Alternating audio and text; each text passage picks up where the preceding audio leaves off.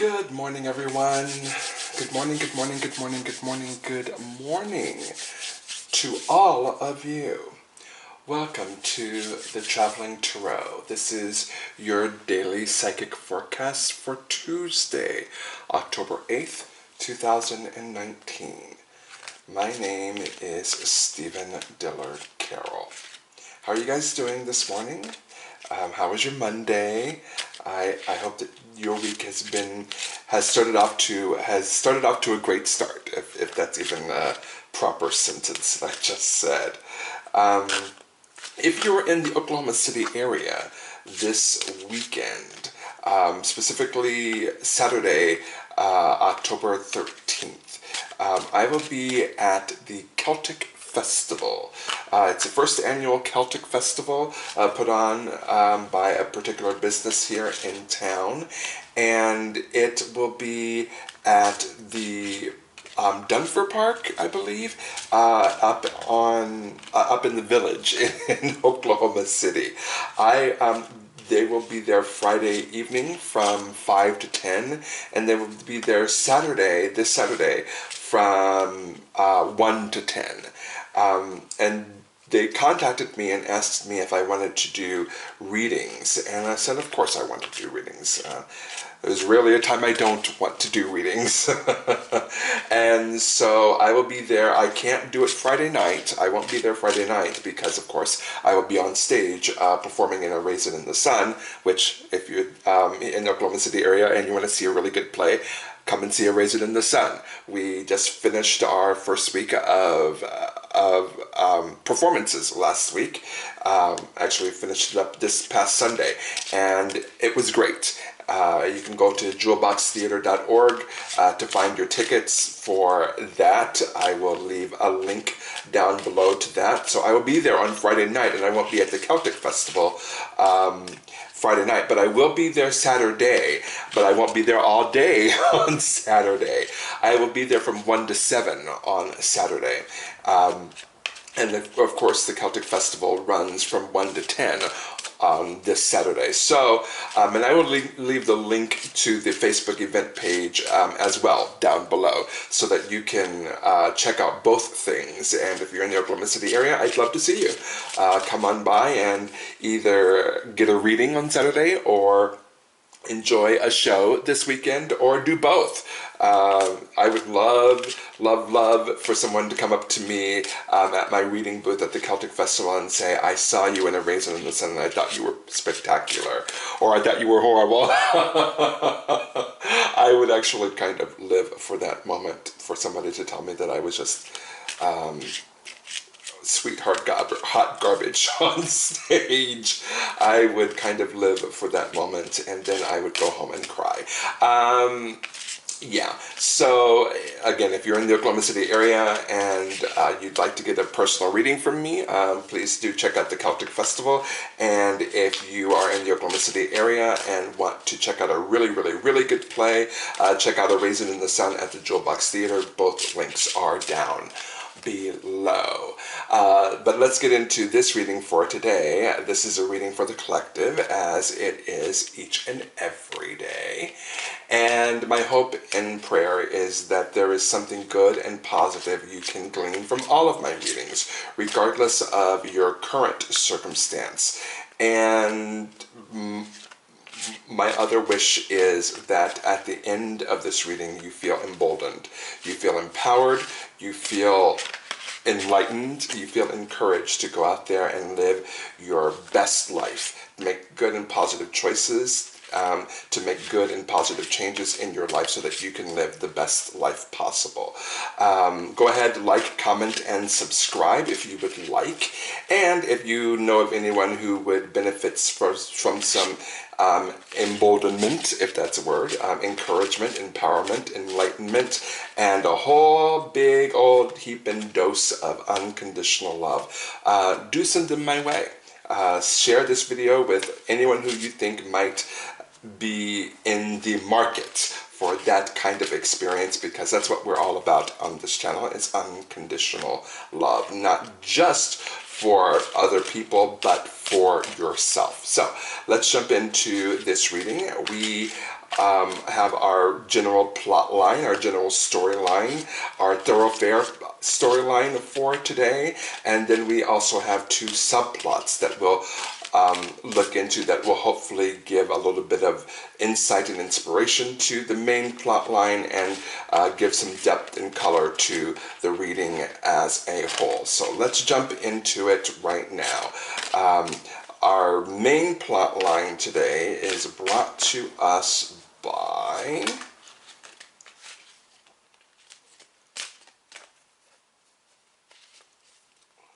I feel like I need to do this one more time.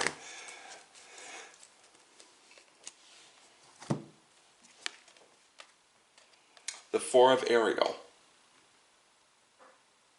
The Four of Ariel. It's come up a couple of times for us. So it's popped up for us again. The Four of Ariel, of course, is represented by the Four of Pentacles in the Rider-Waite deck. But there it is, the Four of Ariel. And the Four of Ariel says, when you give, you always receive. Being resistant to change. Extremes in how you save or spend money. So, for those of you that don't know, the Pentacle cards or the Ariel cards are very much centered around those things that are tangible. Five senses, seeing, hearing, smelling, taste, and touch. It's very much involved with that. It's very much involved with the material world, with finances and all of that. And it also has to do with our health as well. And so the Four of Ariel is speaking to us on practical matters, but it's also vibrating at a little bit of a higher level because it says when you give, you also receive. And that's very much a higher frequency vibration attitude to have. But it also gives us the vibration of the practical matters of being extremes in how you save or spend your money. So that's very practical. And then right in the middle, it says being resistant to change, which again vibrates at a little bit of a higher frequency. So we've got a lot of things going on with our Four of Ariel this morning, but we have two more subplots to look at to see if it gives any depth or color or insight and inspiration into our Four of Ariel this morning. So our first subplot is brought to us by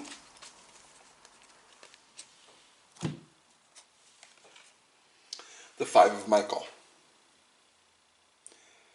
Also making a repeat appearance, our Five of Michael is represented by the Five of Swords in the Rider-Waite deck. So there's our Five of Michael. And our Five of Michael says this situation doesn't serve you. Release your attachment to the outcome. Consider taking a more uplifting approach.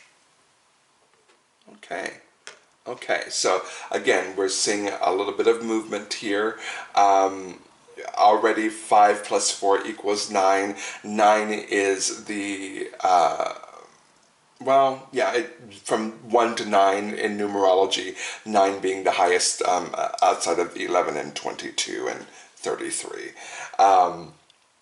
But we're seeing movement. Any odd numbers are always like movement numbers. We're consistently moving with odd numbers. And our even numbers are numbers of stability or stasis. And so right now, currently, we're at the number 9, and we're seeing a lot of movement away from things that don't serve us anymore, and movement towards things that perhaps do.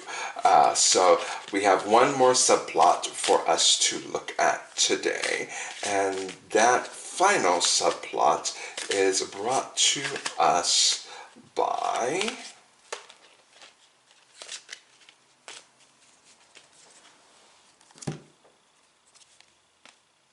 the Wheel, which of course is the Wheel of Fortune in the Rider-Waite deck. But there it is, the Wheel, which is brought to us by Archangel Jeremiel. And the Wheel says new beginnings, end of delays, a change in direction that offers happiness. Okay, so there's the Wheel. I'm already getting a sense of what this reading is going to be based on these three cards. So let's jump right on into it, starting with of course, our Four of Ariel. When you give, you also receive. Being resistant to change, extremes in how you save or spend money. This is telling me that there may be someone out there that wants to take the next step in their spiritual evolution. We talk about this a lot on our channel. You know, how do we take the next step into how do we move to the next level in our spiritual evolution? We talk about that a lot on this channel. And the Four of Ariel is saying someone today, they might find their next step in that spiritual evolution being most easily acquired through acts of giving, through acts of kindness, through acts of giving your time, giving your money, giving of your resources, or a combination of all three. I get the feeling that there may be someone out there who might even be stuck in a little bit of a rut, and it doesn't necessarily have to be a spiritual rut. It could, well, everything is spirit, so maybe so. I get the feeling that maybe there's someone out there that is on a schedule and is in a routine, and that routine is the same each and every day. Whatever that routine is, getting up in the morning, showering, brushing your teeth, going to work, making sure the kids are taken care of, working, picking up the kids, making sure the kids are okay, coming home, feeding the kids, making sure the kids are okay, crashing in front of the couch, in front of the TV for a few hours, and then crashing in bed, and then repeating that process. The American dream, right? There may be some people out there that have perhaps even realized, oh, this... Excuse me, I'm so sorry. There may even be people out there that have realized the quote-unquote the American dream, but now are asking, is there anything more? The Four of Ariel, I call it the Scrooge McDuck card. Before Huey, Dewey, and Louie came around, Scrooge McDuck was a real Scrooge. and then Huey, Dewey, and Louie allowed him to open his heart, and then they went on grand adventures together and all of that. But before then, Scrooge McDuck and Ebenezer Scrooge, which is what he is based off of, were very tight-fisted. They held on to each and every penny. They accounted for each and every penny, and nothing went out without their approval. And rare was the day that anything met their approval. And so, having that, what am I trying to say? Being in a position of power, being in a position of I have money enough wherein I can do whatever I want to with it, it could be that now is the time to release your hold on that money. It could be that some of you have attained the American dream and you are comfortable where you are, and you don't have to worry about where your next meal is coming from or how to keep the lights on. Your children are well fed, well clothed, and well taken care of. They go to good schools. Your partner is well fed, well clothed, well taken care of, and you as well are well taken care of in all things. And it's the bored rich housewife syndrome. It's like, okay, all this taken care of, now what?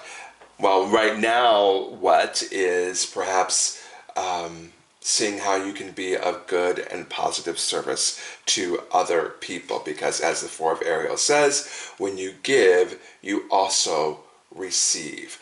The one bit of caution that, well, two bits of caution, is extremes in how you save or spend money, There may be someone out there, bipolar immediately came to mind, and while I'm not saying that it's that extreme.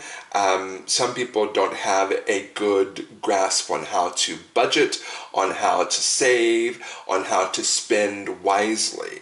And that's not necessarily a bipolar thing. It could be more of, I never learned how to budget properly. And the Four of Ariel may even be saying to some of you out there, perhaps the time is now to learn how to budget properly. I immediately think of Miss Tori Spelling and how her father left her without a lot of money at all and left, his wife with the lion's share of his estate. And I don't know Tori personally. I've never met the woman, but it seems as if either she's in the headlines for marital troubles, for the reboot of Beverly Hills 90210, or her mismanagement of money, and how Candy is always stepping in to rescue at least the grandchildren.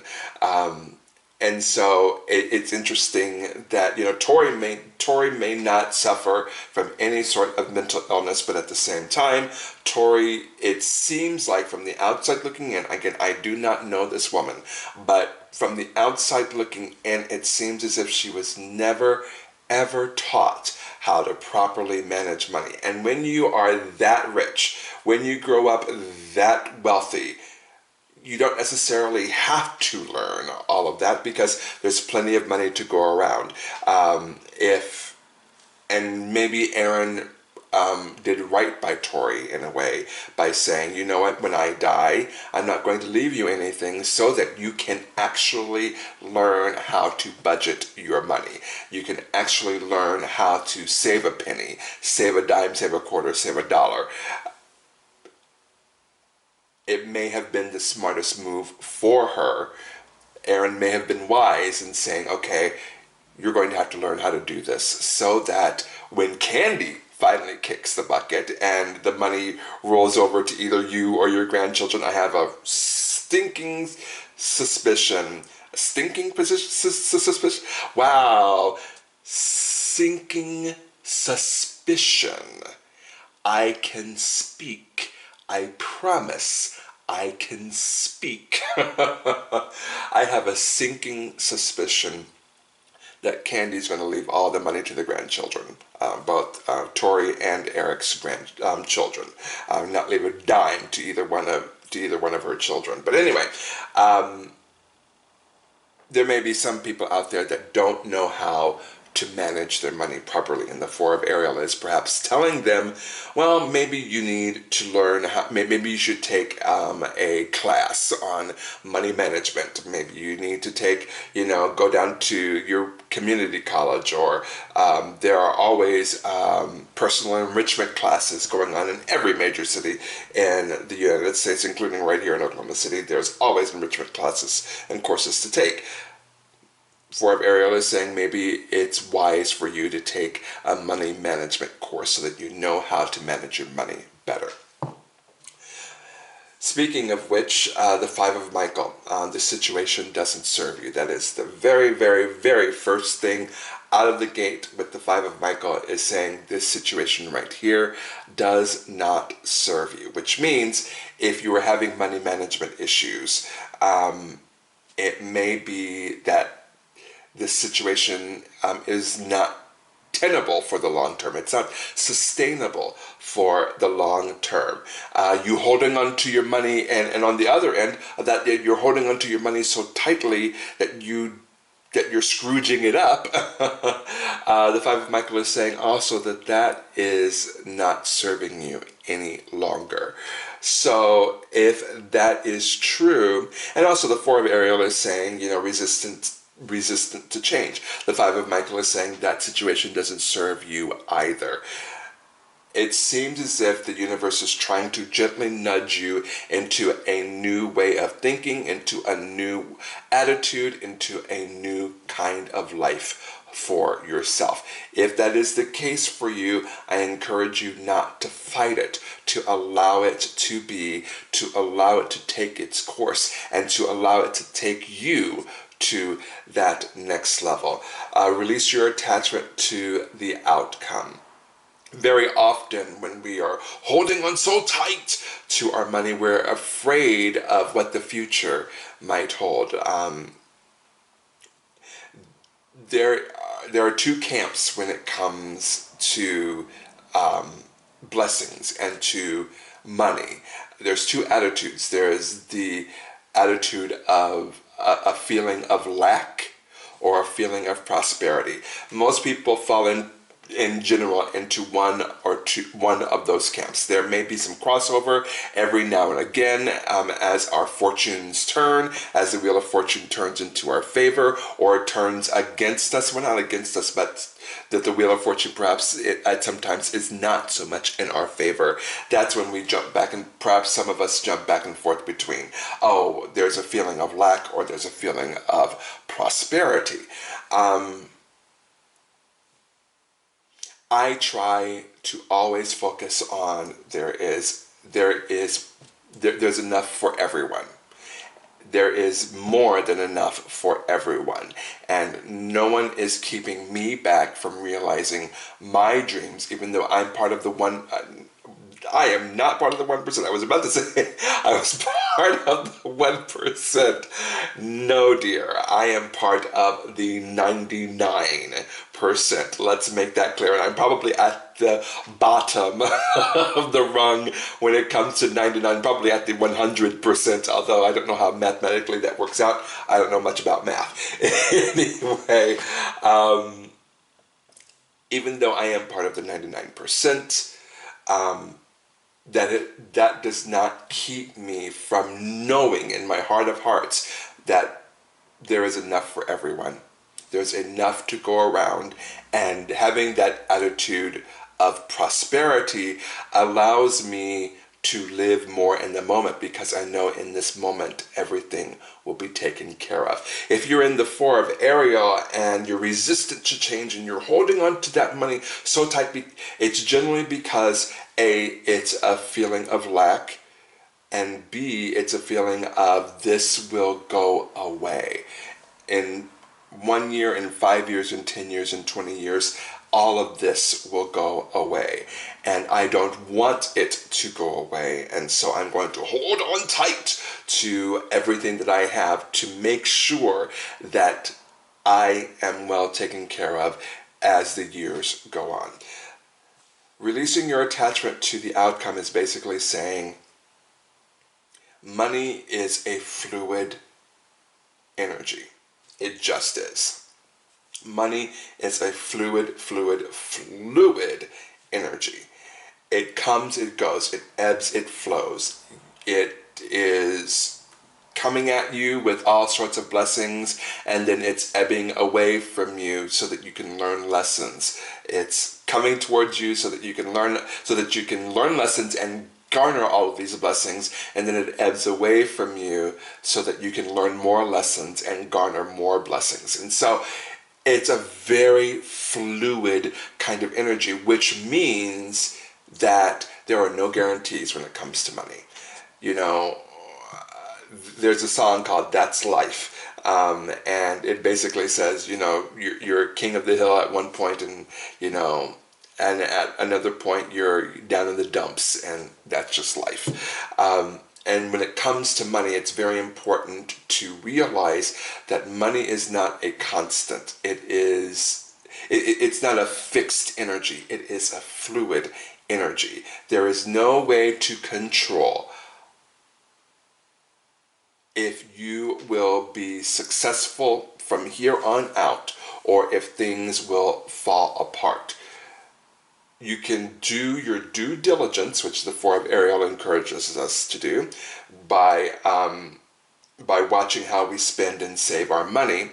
You can do your due diligence there, but there are still no guarantees. And because there are no guarantees when it comes to money, it's important for us to release our attachment to the outcome. When it comes to money, we have to release the idea of this money is going to be here forever, because nothing lasts forever. Consider taking a more uplifting approach. Again, the Four of Ariel is encouraging us to, instead of focusing inward, to start focusing outward and start giving to other people, whether it be our time, our money, our resources, or a combination of all three.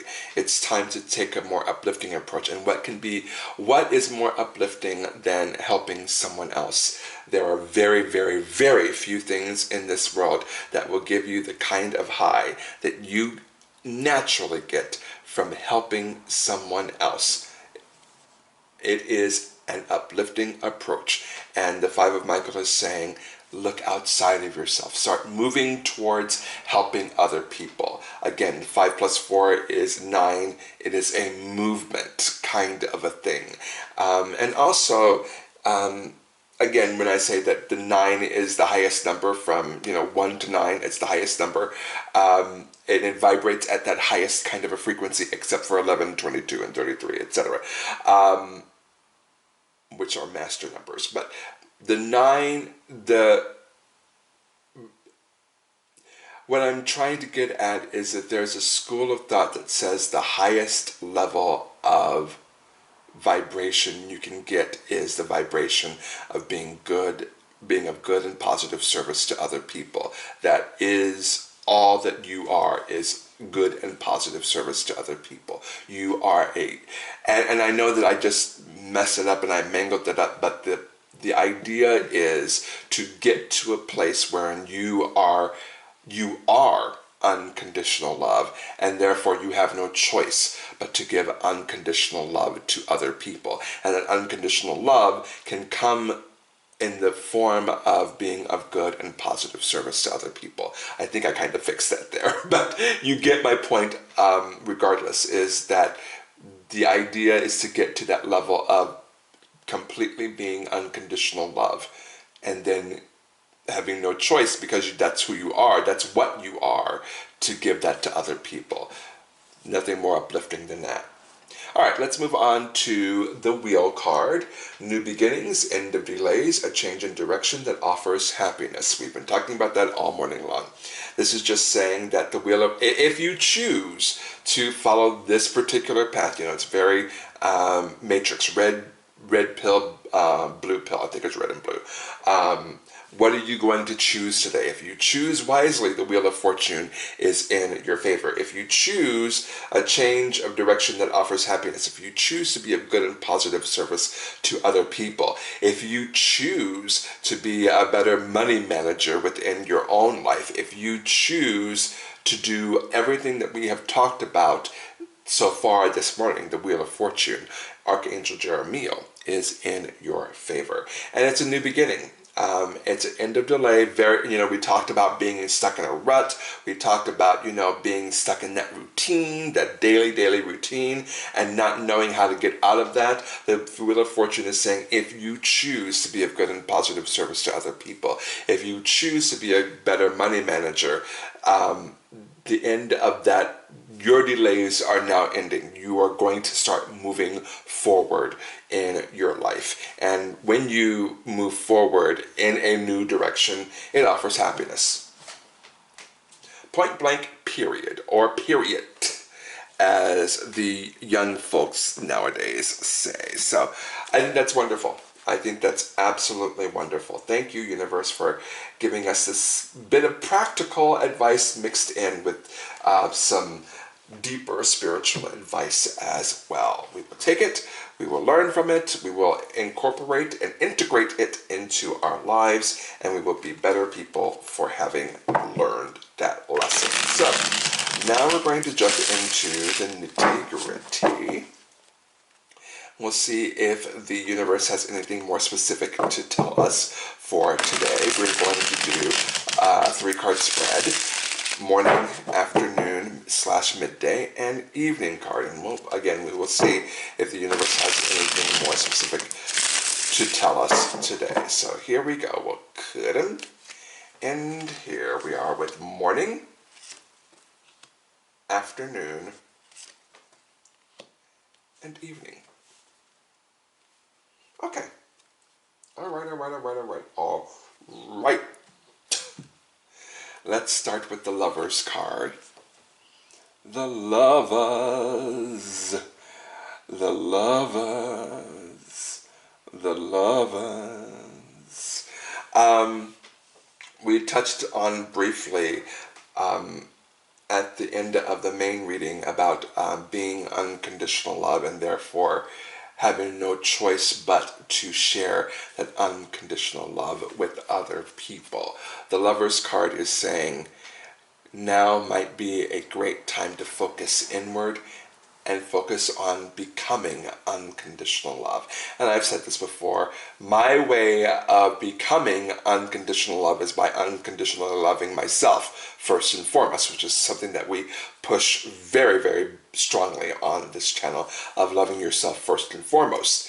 Today might be the day that you wake up and decide, I am going to love me unconditionally. I've said this before on this channel, my chant and mantra each and every morning is I love me unconditionally. I love me unconditionally. I love me unconditionally. And I chant that for 30 minutes each and every morning, and it has expanded me in very, very important ways. And the Lovers card basically is telling us today to love ourselves so that we can love each other and love other people and approach other people with unconditional love, because it's what this is all about. You know, a change in direction that gives us a more uplifting approach. When you give, you also receive. Again, it's love, love, love, love, love, but it starts on the inside. It starts with you. Love yourself unconditionally. Our midday/afternoon card is the Ten of Wands. The Ten of Wands.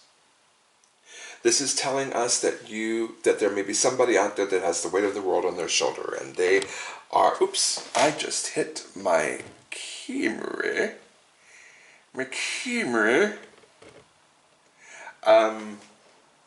There may be somebody out there that's taking the weight of the world on their shoulders, and you don't have to. You don't have to do it alone. Again, a drum we beat loudly on this channel. You do not have to go through life alone. You do not have to shoulder the burden of life alone. You do not have to do everything alone. And I think this has more to do with our lives in general. I feel like there's somebody out there that is so used to doing things on their own that when they are offered help, they don't even know how to even respond to that except for saying, no, I've got it. The universe is saying there are people, places, things, resources that will help you if you simply say yes and open yourself up to being the receiver of that help. Because generally when people take on the weight of the world on their shoulders, they're the first persons to jump in when anybody else needs help. They're generally the first person to take the shirt off their back and give it to the other person when that other person needs it. But when it comes to taking care of ourselves and problems and situations that come up in our own lives, we are loath sometimes to even hint that we need help. And the universe is saying perhaps today would be a good day for you to reach out and ask for help. Finally, the Knight of Cups. The Knight of Cups. And this is our evening card today. Our evening card.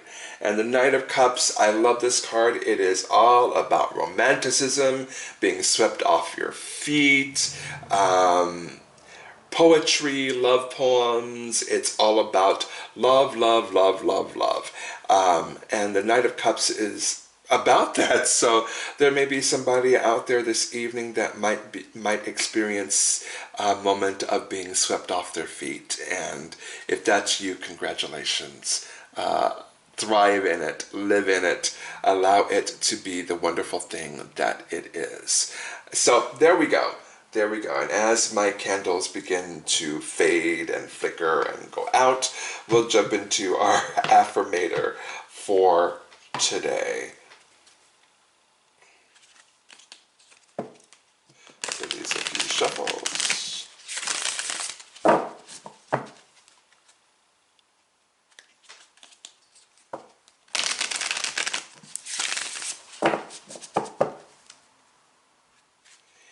And our affirmator for today is sanctuary. Okay. Sanctuary. Sanctuary. Good for you. It seems you've earned some time away from the chaos of life. It should be, it could be as small as a bubble bath or as big as a trip. Or maybe it's a small trip to a big bubble bath, or a normal sized trip to a tiny bubble bath, or maybe you tripped and fell in someone's bath. Whatever it is, it's waiting for you with open arms. Just pick your favorite sanctuary and unplug for a bit, especially if a bath is involved. Okay. All right, so I think perhaps this is connected to our 10 of Wands, releasing the weight of the world, releasing all of that pressure, asking for help, allowing yourself to actually disconnect from the pain and the worries of life for a while, and find yourself a bubble bath or whatever it is that makes you, wherever your happy place is. The universe is encouraging you to find that at least for a moment today. It doesn't have to be very long, but at least for a moment today, allow yourself to go to your happy place and enjoy being in your happy place and disconnect from the worries of the world for a while. So while you're doing that, while you are finding your personal bubble bath, whatever that might be, I encourage you to love yourself. Love yourself fully. Love yourself completely. Love yourself wholly. Love yourself unconditionally. Love yourself first and love yourself foremost, and everything else will fall into place. Have a fantastic Tuesday, everyone, and I will see you tomorrow.